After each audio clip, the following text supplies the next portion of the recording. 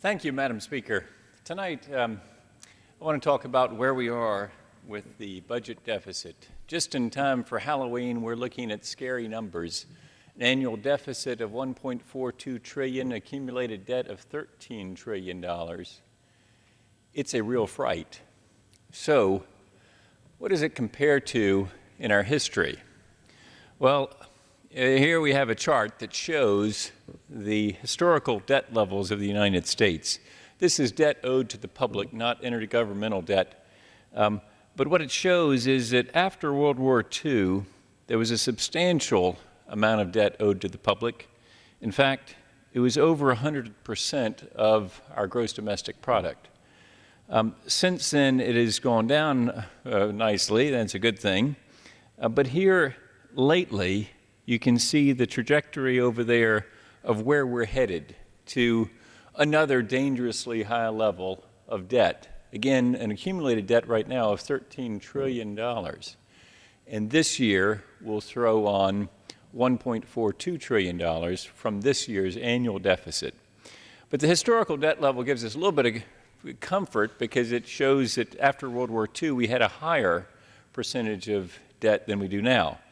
But there's a big difference between the debt after World War II and the debt today.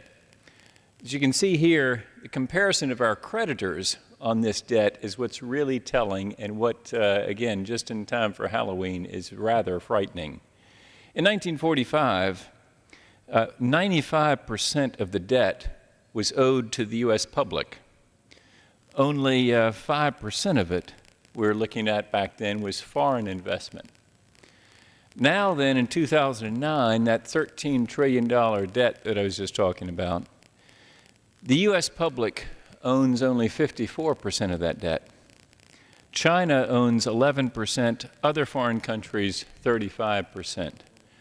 So the very scary thing is that unlike World War II, where we had a higher percentage of debt compared to GDP, but we owed it to ourselves, now with this $13 trillion debt, we owe it to foreign countries, not to ourselves.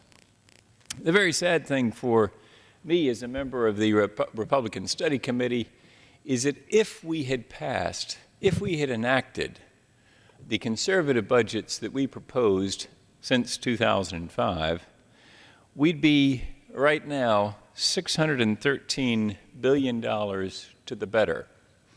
Because over those years, we suggested or proposed here on this House floor the most conservative budget alternatives offered.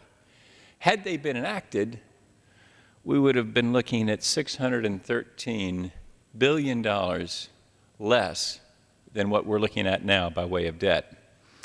Now, from here, it gets even scarier because this chart shows the effect of President Obama's proposed budget in 2010. As you can see, government spending as a percentage of GDP, that's what this chart is showing, is government spending as a percentage of GDP.